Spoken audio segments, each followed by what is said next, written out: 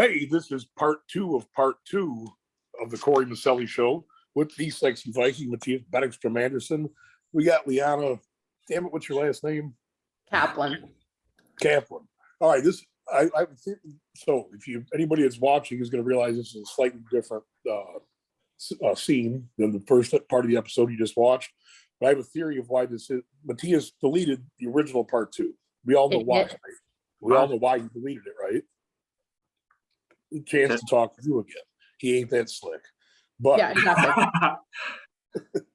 Yeah, that's not true. Apparently, Zoom is just a retarded platform to use because it was downloaded, the first one. I just didn't choose which folder to save it on. So apparently, part two said that it could not download because the first part hadn't finished downloading.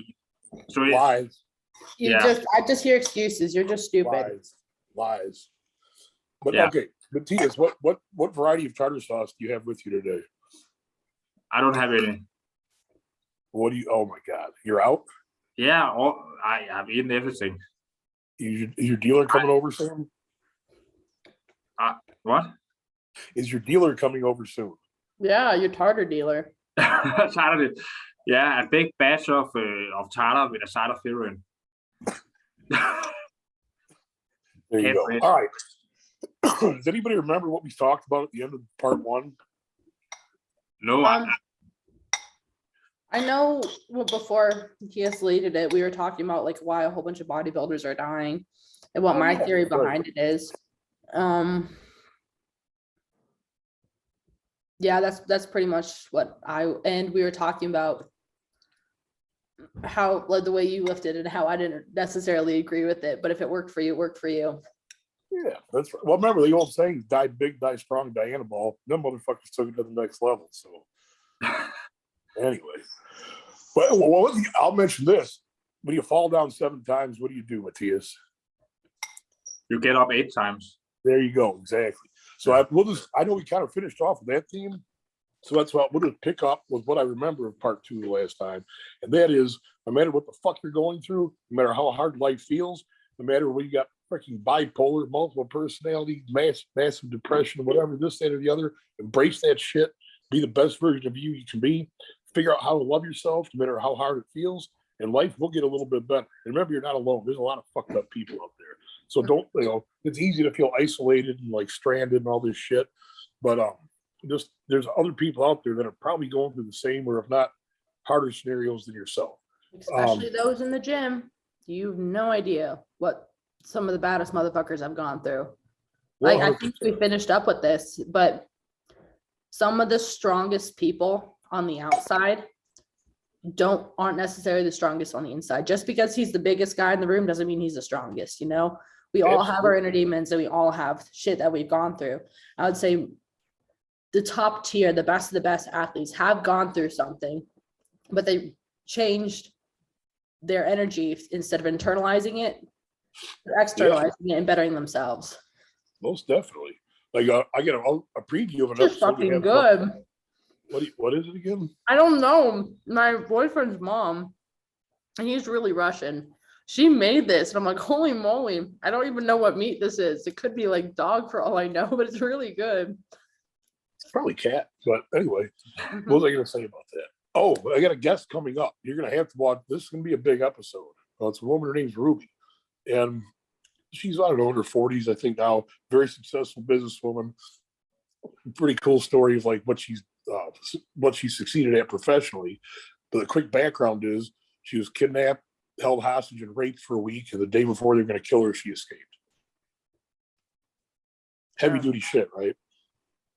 Yeah, I'm a little intimidated about that episode, but it's a story she wants to share, and I feel like it's a real honor that she's comfortable enough to do it on this platform. So, but the theme is overcoming everything, and if someone can overcome that, fuck your fucking pinky nail or whatever heck you're going through, man, because that's a hell of a thing to overcome. Yeah, for sure. That'd be a great T-shirt. Fuck your pinky nail.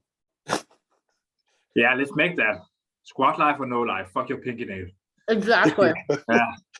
Hey, have either of you guys ever heard the Ronnie Lott story, the football player? Speaking of pinkies, he got his hand caught between a helmet and a game, and his pinky was like dangling. So he just went, bit it off, threw it to the trainer, So we'll deal with this after the game. True story. Did you know it takes the same amount of pressure to bite off your pinky finger as it does to bite through a carrot?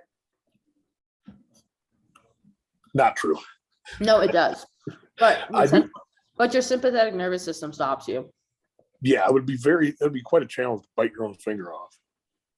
Well, when it's dangling by a thread of skin, it's different. But Exactly, because I mean, it's already fucked. So yeah, I remember Mike Tyson was not the first person to bite someone. Well, obviously not the first, but I knew a kid that got in a fight with a kid from Aurora, Illinois, where we're from, and he walked out of the fight with half less of an ear.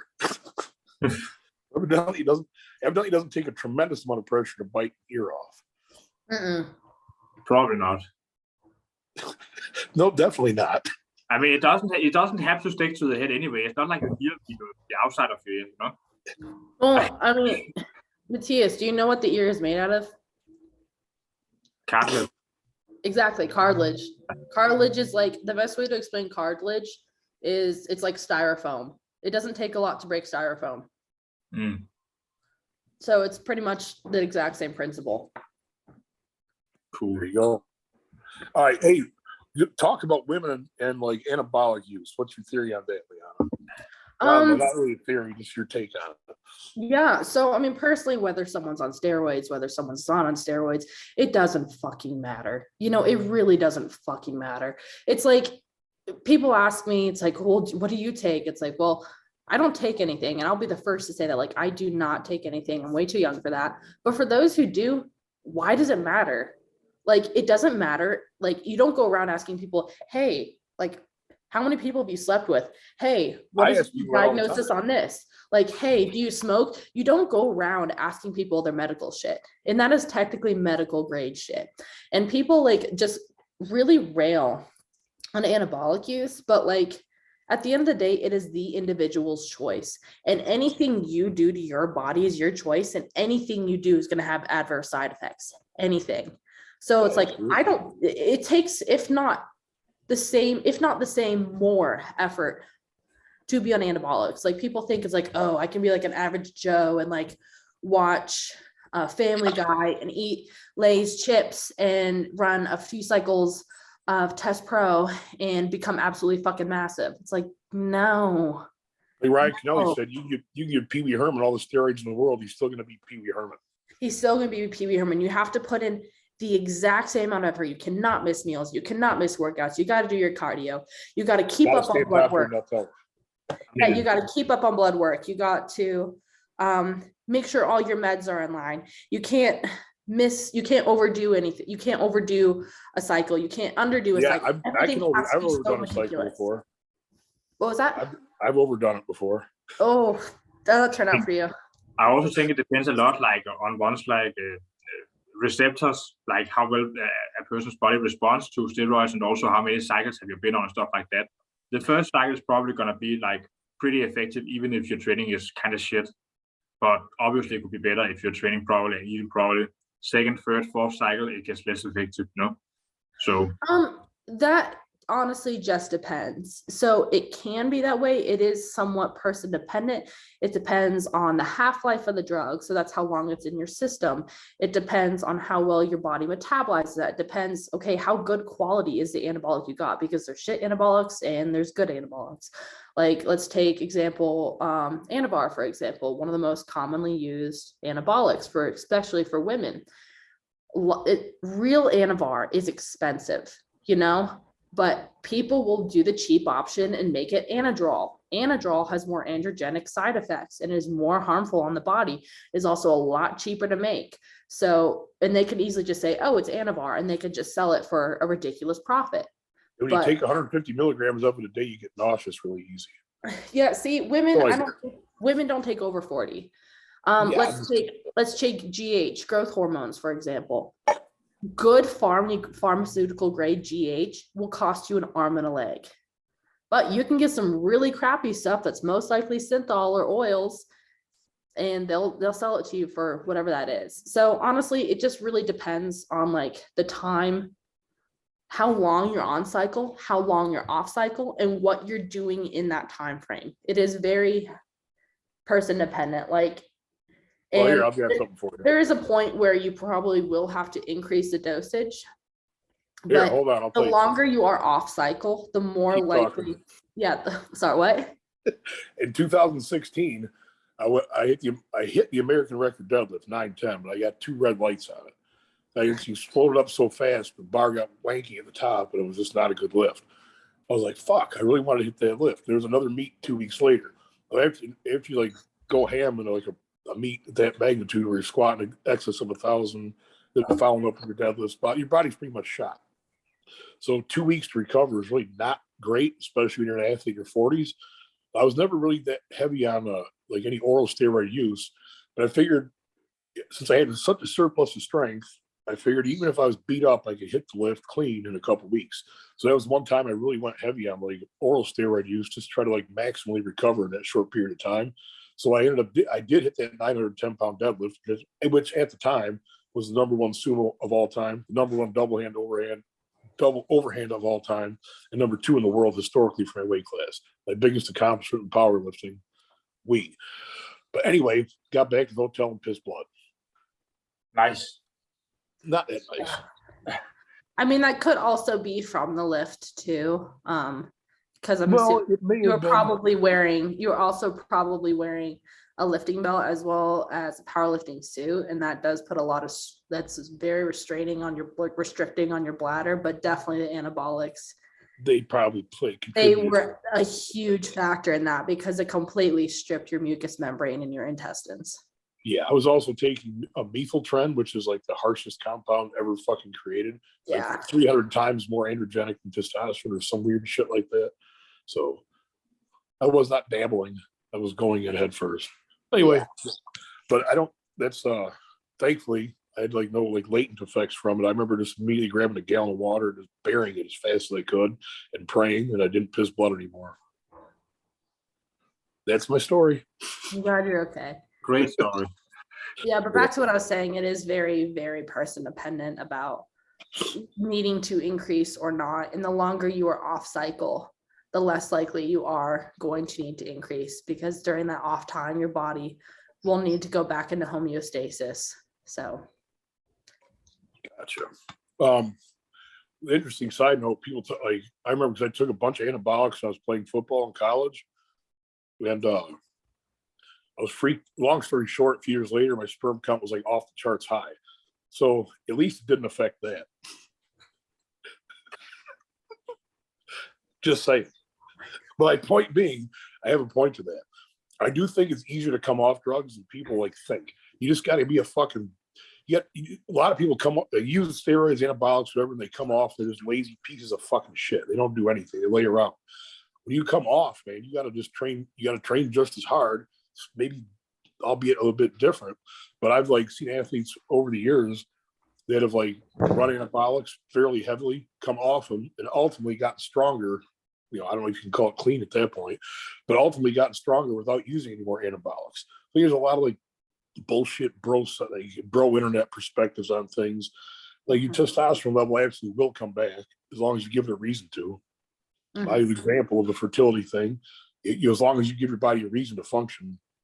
When you go to the science of it, the endocrine system is super, super complicated. So I'm just going to be very surface level on it. But when your testosterone increases, what also increases? Estrogen, because they have to be at the exact same level. So as soon as you stop taking extra amounts of testosterone, test is going to drop, estrogen is going to drop. So you have to wait until that time period when they're level again. But going back to like what you were saying about needing to train the exact same, that's completely true. Like the best example with anabolics is like training wheels on a bike, they make you more stable, they make you stronger, but at the end of the day, you're still riding a bike. Yes. You still got to move forward. You still got to pedal that bike in order to have motion. Yeah, absolutely. It's like whether you're going to be more stable, you're going to be stronger, you can go faster, you're less likely to fall over. That's because you have training wheels, and anabolics are those training wheels. Yeah, for sure. I love the buzzword TRT. It's not, just what testosterone replacement therapy. Why do people like to sugarcoat things like to such an extreme level? Just say, I'm taking tests and I'm getting it from a doctor. It's TRT bullshit. I mean, come on. I mean, there are different types of testosterone, and it is actually a little bit different. It is a little bit different. It is. So rather than being anabolic, that one's a little more catabolic. It has. What are you talking about? You think all they give people is like ciprate, propionate, or enanthanate. It's the same thing. Now, with that said, sometimes it's also, it comes down to like the release rate. So like how slow it's and how quickly how long is an Asian name, Leon? Yeah. What? How long is an Asian name? I don't know. I'm just telling you, it is. Okay. Well, okay. Obviously, like Test Pro and all that stuff is going to be released. Yeah. So how long is an Asian name? Is Asian name? How long is an Asian name? I have no idea. I just told you what it is. It's how long. It's an Asian name. It's an Asian name. Yeah. I went to school with that dude. Oh gosh. Corey, are you off your rocker?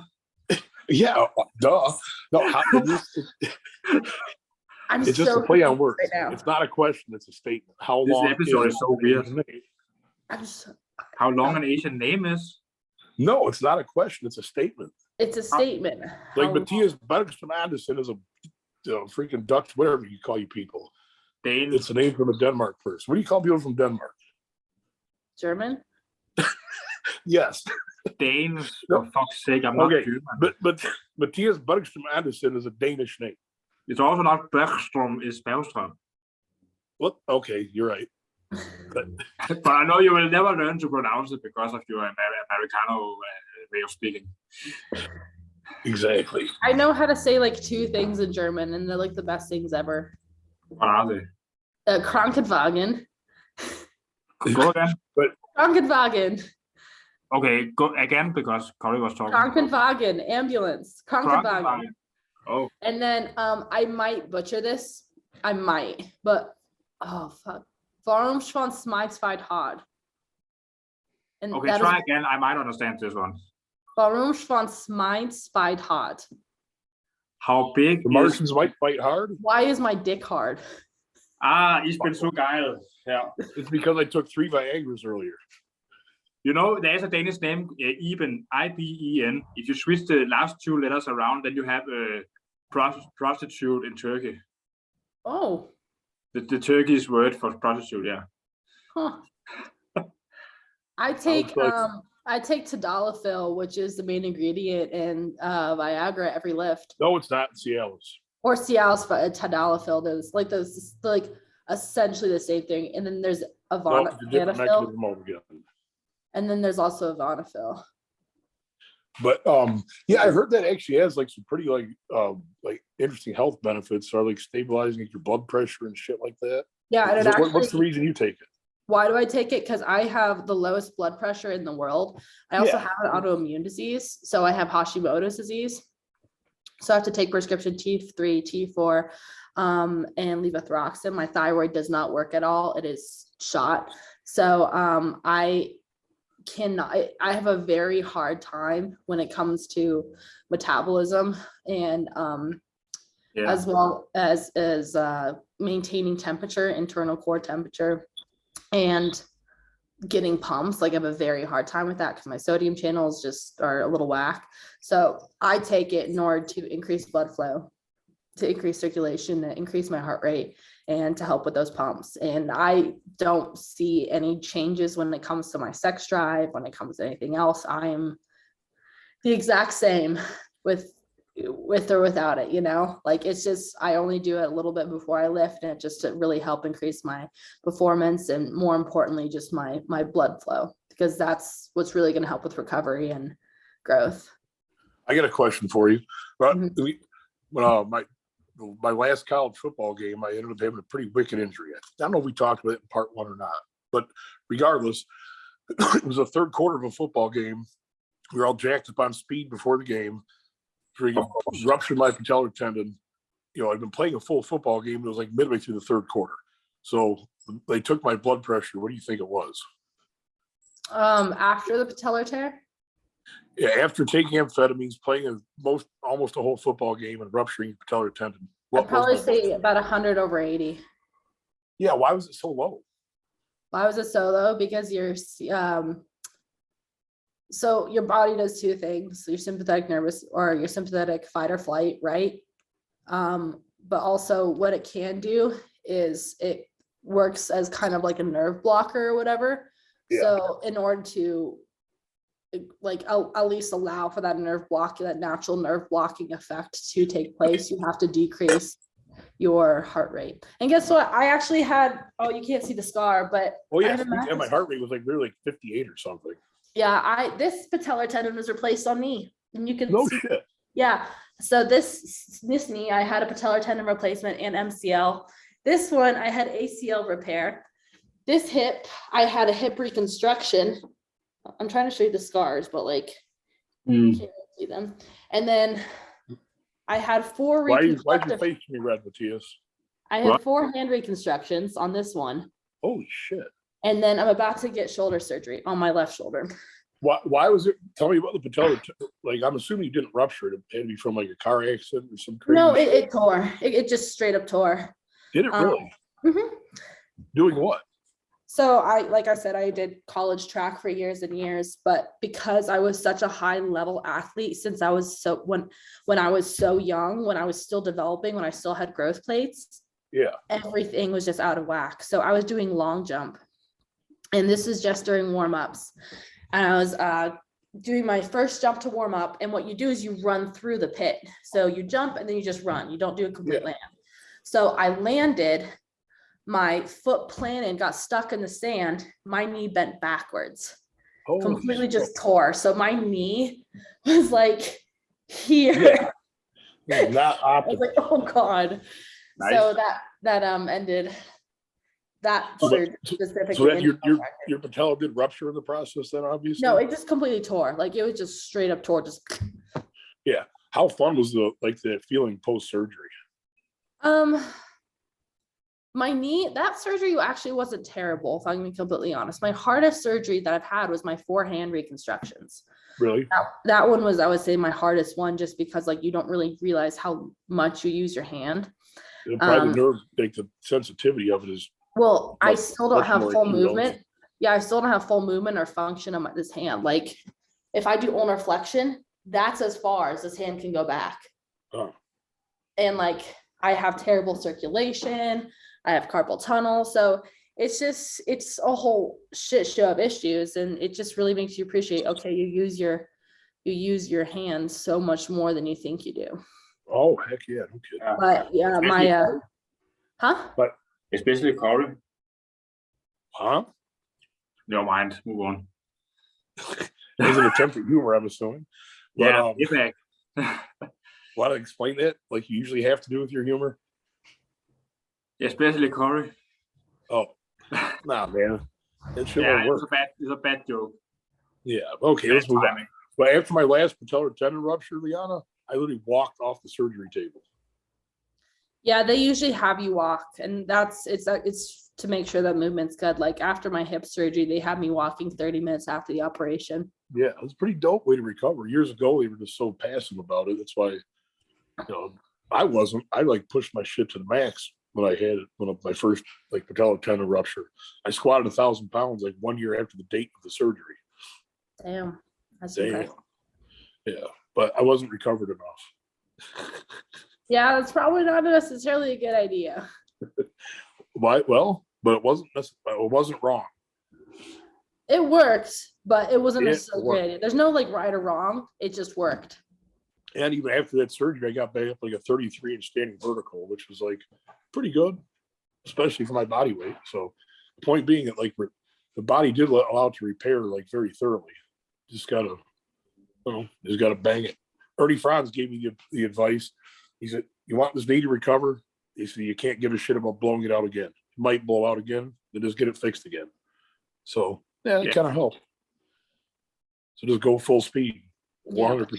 Yeah, once you get patellar surgery, the knee is actually a lot stronger than it used to be, which is good. Yeah, it's kind of trippy, right?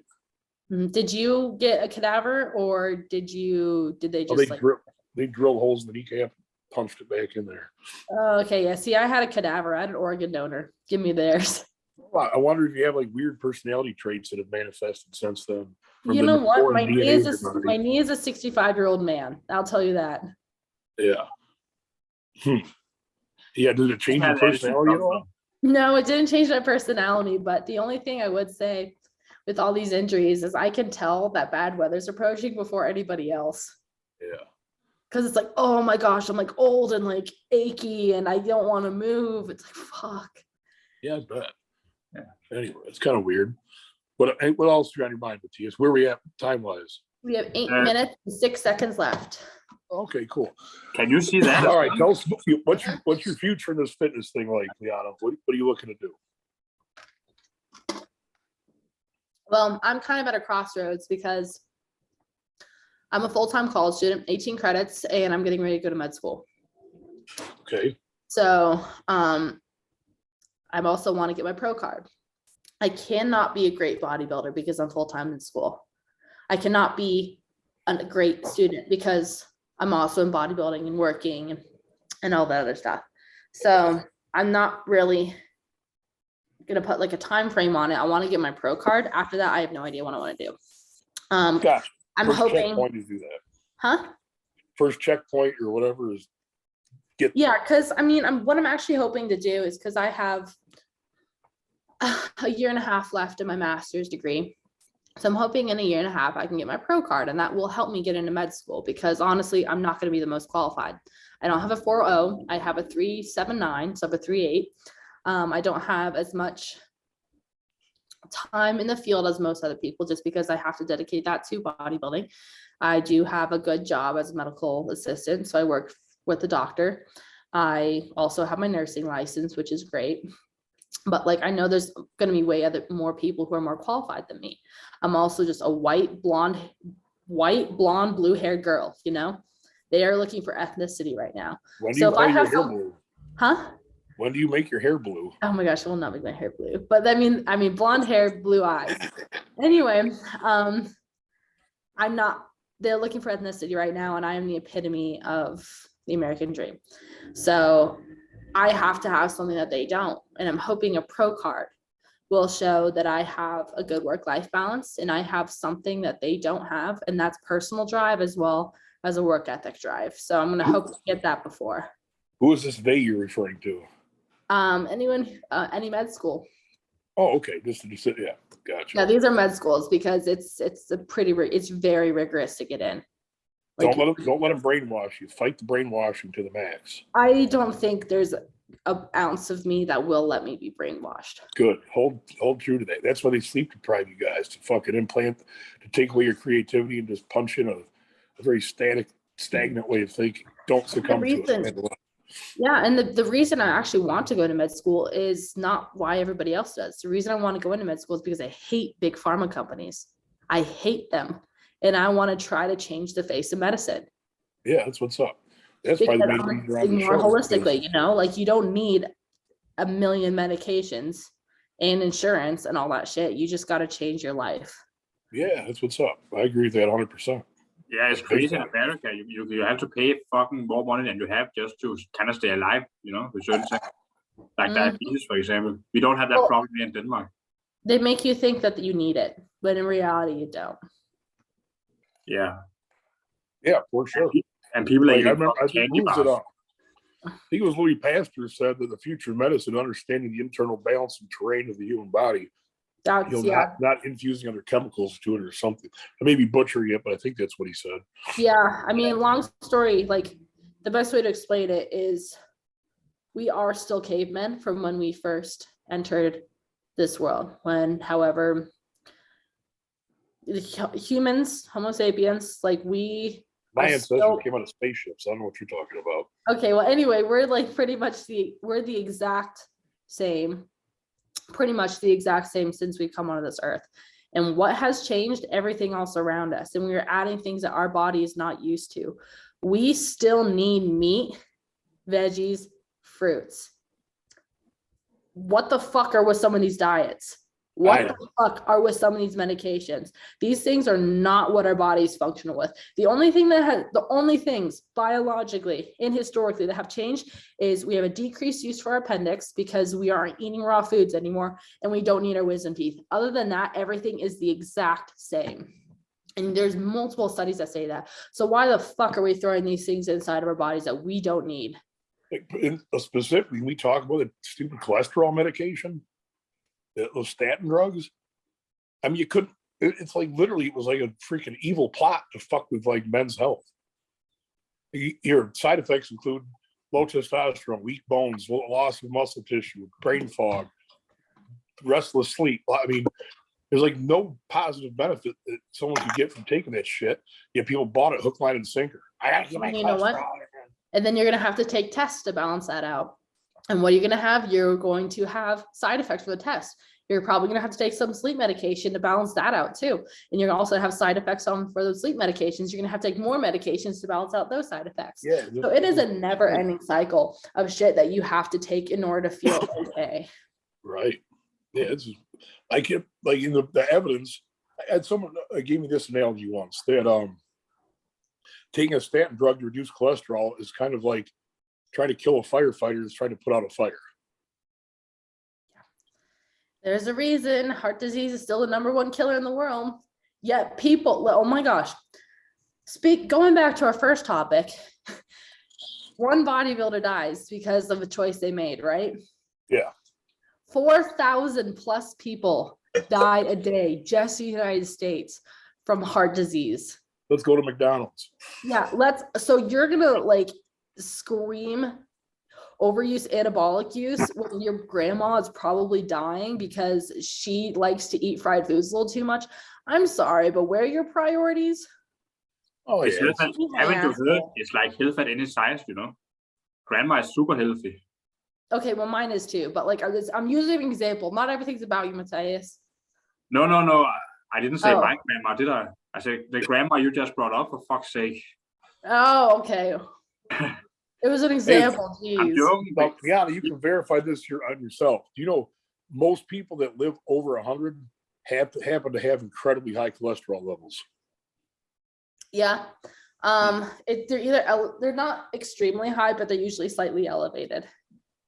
Well, do the research. Maybe you have. But my point is low cholesterol is no indication of high health at all. Oftentimes just the opposite is true. Yeah, it also is linear with an underactive thyroid. But how does that work? I mean, obviously there's like T3, T4 metabolism, right? So your endocrine system and your thyroid are huge components. And obviously like, God, I'm trying to find a way to explain this. It mostly just comes down to metabolism, how your body processes carbohydrates and glycogen, insulin, heart rate, and overall all those thingies. Yeah, it's really hard to, I'm sorry. Yeah, I'm trying to find a way to explain it, but like they're all factors in that, you know? Yeah. And usually higher cholesterol means a higher metabolism, which is good. Right. That's what exactly. Thank you. That kind of sums it up. Bob, we're going to wrap this part 2 of part 2 up. And thanks for joining us.